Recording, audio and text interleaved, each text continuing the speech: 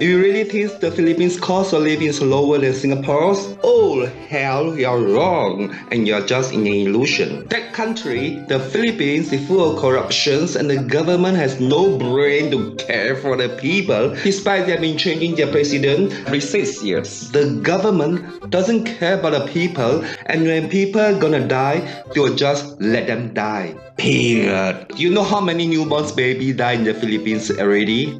Every day, few hundred and maybe few thousands. So do those Singaporeans who keep on complaining about cost of living in Singapore without knowing their limits. They should shut their mouth up. If not, they are the real stupidest Singaporeans in the whole world. Everyone has the freedom to complain, but there should be a limit because we're always facing problems every day. Those who are still complaining about the cost of living in Singapore, we are going through their head and still so stubborn like a pile of mud sticking in their brains.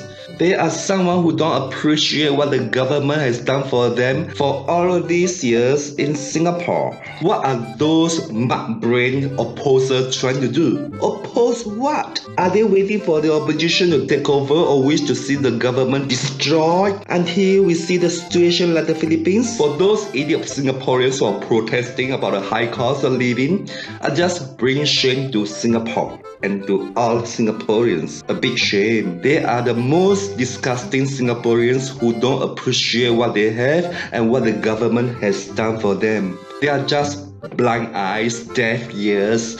They only see and listen to some rubbish opportunists who are trying to get money. What is about inflation doesn't match your earning income. Rubbish! At least we are still seeing a lot of Singaporeans still could travel to JB or even Batam for leisure, gambling, massage, and even special massage service. So what if you're still seeing some Singaporeans selling tissue paper on the streets? Everywhere in the world has beggars and poor people, but Singapore is already doing much better than many other countries. In many parts of the Philippines, many people couldn't afford to travel even about 10 kilometers away from their home to buy groceries or even travel to get to a simple ATM. There's no public transport for them except calling and paying for their stupid dangerous motorbike with sidecar, so-called their public tricycles, and they could even squeeze 5 passengers inside that sidecar and 3 on the motorbike,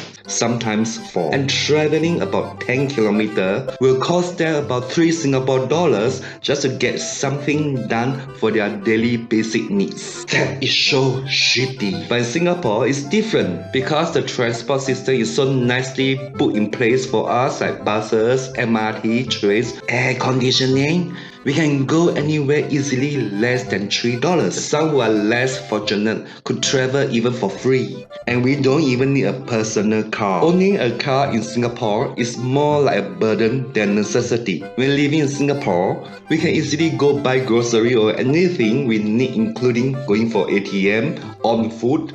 We just only a few steps away. So those Singaporeans who are complaining so much about they can't buy a car are really gonna side people. So what if the cars in the Philippines are much cheaper than Singapore? In the Philippines, there are a lot of theft, scam and robberies every day. Will you feel safe to buy a new brand car? How about eating out? We can go to Jollibee and compare the ones in Singapore. Then we'll know the answer. In the Philippines, many Filipinos are treating Jollibee like a high-standard restaurant that only the rich could afford and enjoy every day. Unlike the situation in Singapore, when many Singaporeans see some laksa promotion and look so yummy, their reaction will be like, "Wow, so nice! Oh my god, I want that laksa!" Even though it costs them more than $10 a bowl. So this is the reason why the cost of living has gone up in Singapore. Not because of inflation, but many Singaporeans want to eat this and that and simply don't care how much they are buying. In the Philippines, many people are always eating rice.